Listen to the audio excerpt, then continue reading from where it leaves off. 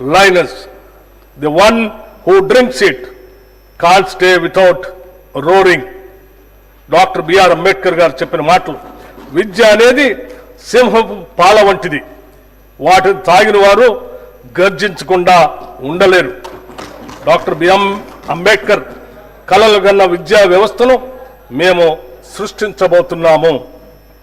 దీనికోసమే రాష్ట్ర వ్యాప్తంగా ఒకేసారి 58 యంగ్ ఇండియా ఇంటిగ్రేటెడ్ రెసిడెన్షియల్ పాఠశాలల నిర్మాణానికి 11,600 కోట్ల రూపాయల అనుమతులు మంజూరు చేయటం జరిగింది.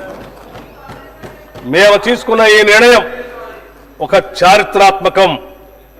ప్రతి నియోజకవర్గంలో కనీసం ఒక ఇండియా రెసిడెన్షియల్ స్కూల్ని ప్రారంభిస్తాం. ఈ ఇంటిగ్రేటెడ్ స్కూల్స్ 20 నుంచి 25 ఎకరాల విస్తీర్ణంలో నిర్మించబడతాయి. విద్యారంగంలో వస్తున్న మార్పులకి అనుగుణంగా ఆధునిక వసతులతో ప్రైవేటు పాఠశాలకు దీటైన విద్యను అందించేందుకు వీటిని అభివృద్ధి చేస్తున్నాం. ఆడిటోరియాలు, dining halls, digital classrooms, క్రీడా మైదానాలు, క్రికెట్ మరియు ఫుట్బాల్ గ్రౌండ్స్ లాంటి ఆధునిక సదుపాయాలు అందుబాటులో ఉంటాయి.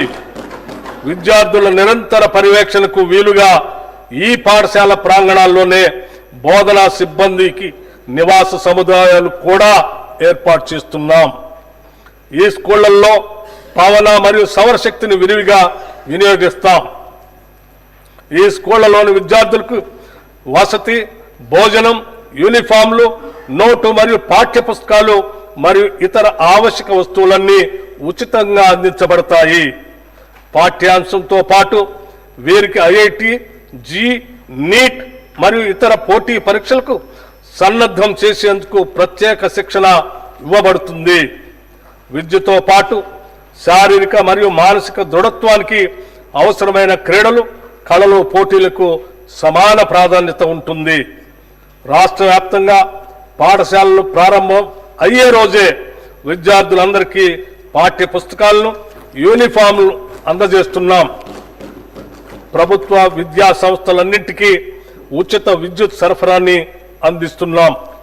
త్వరలో రాష్ట్రంలోని అన్ని పాఠశాలలకు గ్రీన్ విద్యుత్ని అందిస్తాం. పిల్లల శారీరక, మానసిక ఆరోగ్యానికి సంతులిత పౌష్టిక ఆహార ప్రాధాన్యతను గుర్తించి రాష్ట్రంలోని అన్ని గురుకులాలు, అన్ని సంక్షేమ శాఖలకు చెందిన అనుబంధ హాస్టల్లో మరియు కస్తూర్బా గాంధీ బాలికల పాఠశాలలో డైట్ ఛార్జీలు 40% మరియు కాస్మెటిక్ ఛార్జీలు 200% పెంచాం. ఈ పెంపు వల్ల తెలంగాణ వ్యాప్తంగా 7.66 లక్షల మంది విద్యార్థులకి లబ్ధి చేకూరుతుంది. రాష్ట్ర వ్యాప్తంగా ఉన్న సంక్షేమ వసతి గృహాల్లో చదువుకునే విద్యార్థులందరికీ ఒకే తరహా భోజనం ఇచ్చేందుకు కామన్ డైట్ పథకాన్ని ప్రారంభించాం. ప్రభుత్వ పాఠశాలలో చదివే 10వ తరగతి విద్యార్థులకి సాయంత్రం వేళ స్నాక్స్ కూడా ఇస్తున్నాం. పాఠశాలలో అమలుపరిచే మధ్యాహ్న భోజన పథకం మరియు సంక్షేమ వసతి గృహాల్లో ఆహార పదార్థాలను తయారు చేసి నిల్వ ఉంచే విషయంలో ఒక నిర్దిష్ట వ్యవహార శైలిని పాటించడం ద్వారా విద్యార్థులకు పరిశుద్ధమైన మరియు ఆరోగ్యకరమైన ఆహారాన్ని అందించడం సాధ్యమవుతుంది. దీనికోసం ఒక స్టాండర్డ్ ఆపరేటింగ్ ప్రొసీజర్ SOPని రూపొందించి అమలు చేస్తున్నాం. Education is future insurance.